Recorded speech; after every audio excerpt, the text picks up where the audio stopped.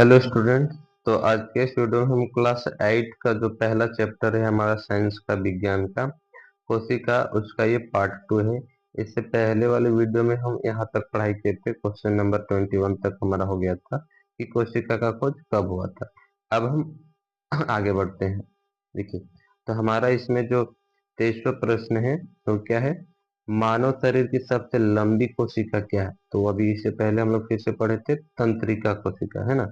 ये जो तंत्रिका कोशिका है ये सबसे लंबी कोशिका होती है मानव शरीर की, ठीक है।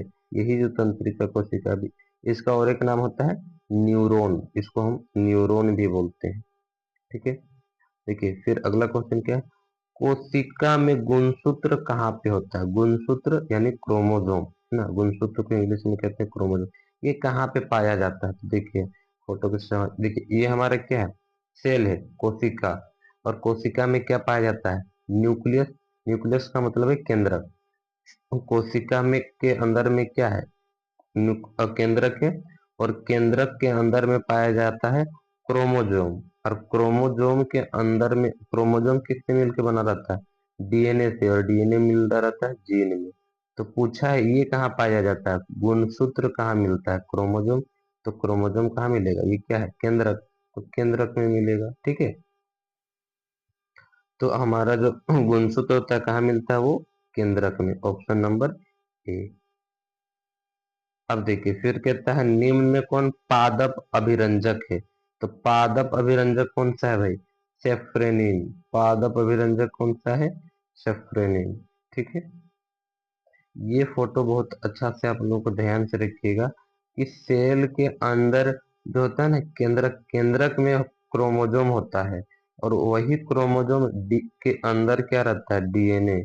और डीएनए के अंदर होता है जीन, ठीक है। जब भी डीएनए टेस्ट वगैरह होता है ना, तो इसलिए कहते हैं ना कि आपके शरीर का कोई भी पार्ट मिल जाएगा तो पता चल जाएगा, क्योंकि हर एक पार्ट में क्या है, हर एक पार्ट किससे मिलके बना है, कोशिका से मिलके बना है। यानी कोशिका से मिलके बना है तो उसमें क्या होगा, केंद्रक होगा। और केंद्रक होगा तो क्रोमोसोम होगा। और क्रोमोसोम होगा तो डीएनए तो होगा, ठीक है। तो ये चीज आप याद रखिएगा। अगला क्वेश्चन, सजीव की शरीर की संरचनात्मक और कार्यात्मक इकाई क्या है, तो वो है कोशिका। रॉबर्ट हुक ने कोष्ठक को क्या नाम दिया था। देखिए कोशिका की खोज किसने की थी। देखिए अगला क्वेश्चन है हमारा कि कोशिका की खोज किसने की थी, रॉबर्ट हुक ने, है ना। 1665 ईस्वी में खोज की थी। और उसने अपने सूक्ष्मदर्शी के माध्यम से उसने कोशिका की खोज की थी। तो उसमें ना उसको घर की तरह दिखाई दिया था, कोष्ठक के जैसा दिखाई दिया था। उसने उस कोष्ठक का नाम क्या दिया, कोशिका। इसलिए अभी भी हम लोग उसको क्या कहते हैं, कोशिका कहते हैं।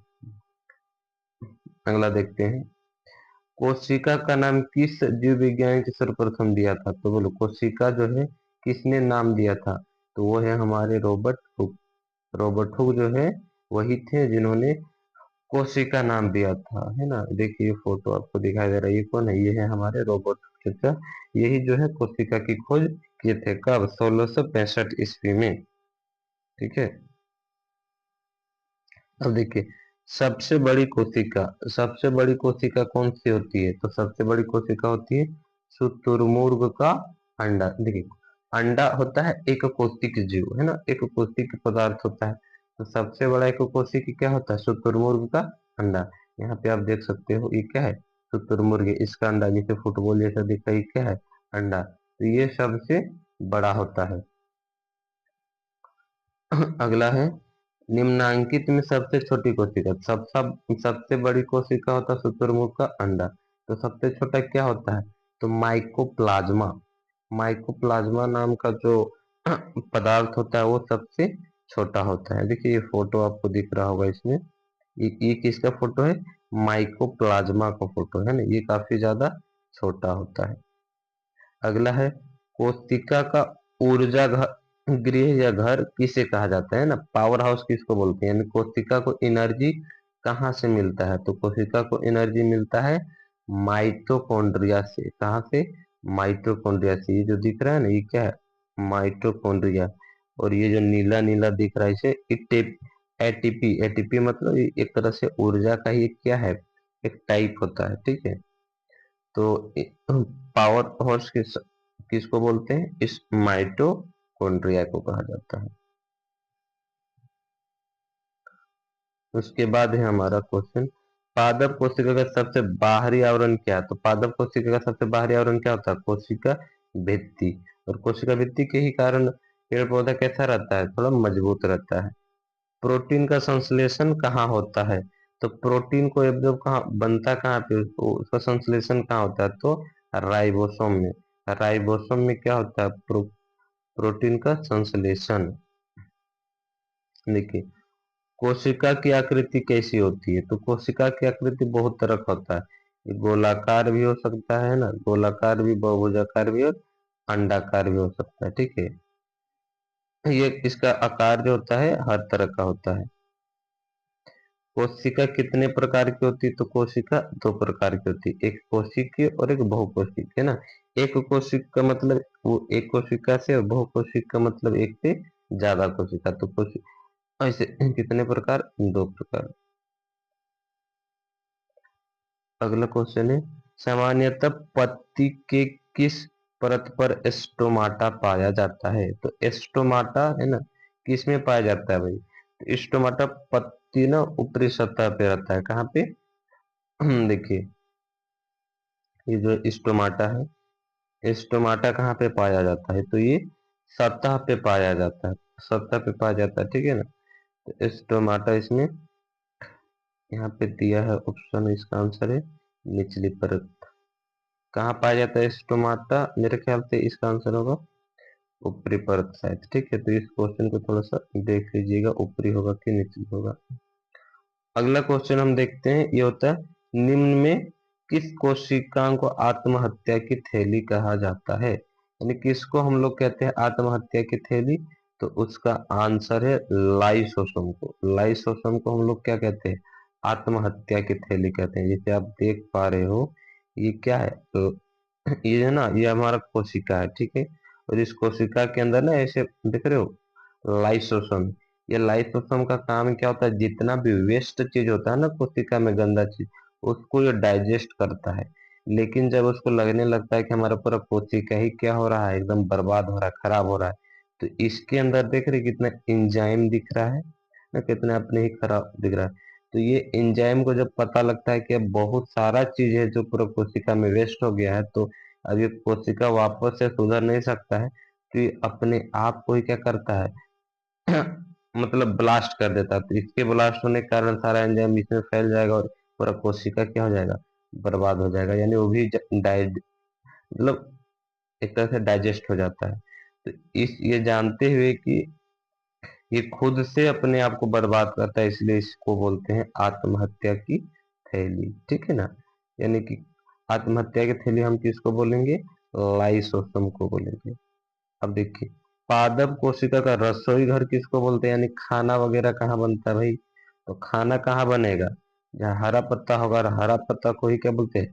हरित लवक, है ना। हरा पार्ट को क्या बोलेंगे? हरित लवक बोलेंगे। तो उसका रसोई घर किसको बोलेंगे? हरित लवक को। और ऊर्जा घर माइटोकॉन्ड्रिया को। ठीक है, देखिए, अब कोशिका में कोशिका द्रव के बीच खाली संरचना होती है, इसको हम क्या कहते हैं? तो कोशिका में जो खाली जगह रहता है ना, उसको हम लोग कहते हैं रिक्तिका, है ना। रिक्त मतलब क्या होता है? खाली स्थान, उसी से बना है ये रिक्तिका। आप देखो तो ये जो है ना हमारा जंतु कोशिका, जंतु कोशिका में रिक्तिका बहुत कम रहता है, एकदम छोटा सा। लेकिन पादप कोशिका में हम देख रहे हो, ये जो व्हाइट व्हाइट आपको दिख रहा है ना, ये बड़ा सा, ये पूरा बड़ा पार्ट क्या है? रिक्तिका है ना।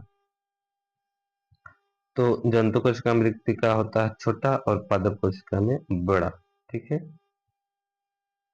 अब देखते हैं कोशिका शोषण का सक्रिय स्थल है ना। कोशिका शोषण का सक्रिय स्थल क्या है? तो कोशिका, ये है आपका माइटोकॉन्ड्रिया। क्या है पे? माइटोकॉन्ड्रिया।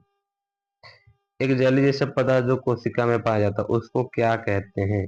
जेली जैसा पदार्थ, जेली जैसे कि आप एलोवेरा वगैरह होता है ना, एलोवेरा से आप जब निकालते हैं तो जेल टाइप का होता है ना, लिप चिपचिपा टाइप में, तो उसको हम लोग क्या कहते हैं? कोशिका द्रव्य बोलेंगे, उसको बोलेंगे कोशिका द्रव्य। ठीक है, इसमें आप देख रहे हो ना, ये जो पीला पीला वाला पार्ट है, इसी पार्ट में क्या रहता है, जेली जैसा पदार्थ, जिसको हम लोग पीला पीला जो दिख रहा है वही क्या है, एक तरह से जेली है। इसको हम लोग बोलेंगे कोशिका द्रव्य। ठीक है। अब देखिए, सजीव में आनुवांशिक गुणों का वाहक कहाँ होता है? आनुवांशिक गुण कहाँ पे रहेगा भाई? तो का वाहक है कौन है? जीन, है ना, वो जीन। और जीन कहाँ पे रहता है? वो केंद्रक में रहता है। केंद्रक का जो आपके पास गुणसूत्र होगा, फिर उसमें जो डीएनए में कौन रहता है? जीन रहता है ना। यानी आनुवंशिक गुणों का वाहक कौन है? जीन। हम देख रहे होंगे कि चाइना वगैरह में उन लोग क्या होता है ना, कतारी वगैरह ईख जो होता है ना, वो काफी मोटा मोटा और बांस के जैसा दिखता है। यानी उन लोग क्या करता है, उसी जीन को ही क्या करता है, चेंज कर देता है सबसे अंदर वाला।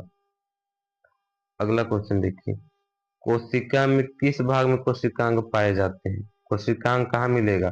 तो आप यहाँ फोटो में ध्यान से देखें, तो कोशिकांग ये सब है, ये सब है। ये कोशिकांग क्या है? ये जो दिख रहा है अलग अलग प्रकार का स्ट्रक्चर आप देख रहे हैं, ये वाला, यही सब क्या है? कोशिकांग है। तो ये कहाँ पाया जा रहा है? ये सब कहाँ पे? ये सब है आपका कोशिका द्रव्य में। तो हमारा कोशिकांग कहाँ मिलेगा? कोशिका द्रव्य में। ठीक है ना। और ये जो जीन का बात कर रहे थे, उसके ऊपर वाला क्वेश्चन देखिए, यहाँ पे है जीन। डीएनए किससे मिलकर बना रहता है? तो जीन से, है ना। ये लंबा लंबा जो दिख रहा है ना, यही सब क्या है? जीन का इन लोग स्ट्रक्चर बनाता है। ठीक है। तो यहाँ पे हमारा जो है क्वेश्चन, ये जो चैप्टर 1 का जितना क्वेश्चन था, वो काफी सारा क्वेश्चन, लगभग 44 क्वेश्चन था। तो इसको हम लोग समझने का प्रयास किए, और जो थोड़ा जटिल था, हार्ड था, उसको हम लोग फोटो के माध्यम से कोशिश किए कि क्या ये आप लोग को समझ में आए। तो यहीं पे हम वीडियो को क्या करते हैं, समाप्त करते हैं।